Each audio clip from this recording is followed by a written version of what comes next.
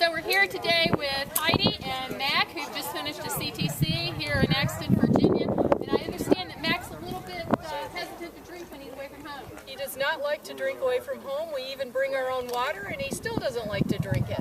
Well, let's see what he thinks about Peppermint Horse Quencher today. Ooh.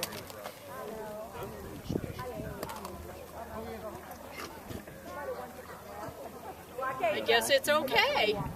He likes peppermint. He likes that. He's drinking it. Pretty cool. So what they say is you can lead a horse to water, but you can't make him drink, but they can. Apparently, Horse Quencher can. Awesome. Well, it's a good thing to have in your trailer. It comes in that size pack. It comes in this little small travel packs.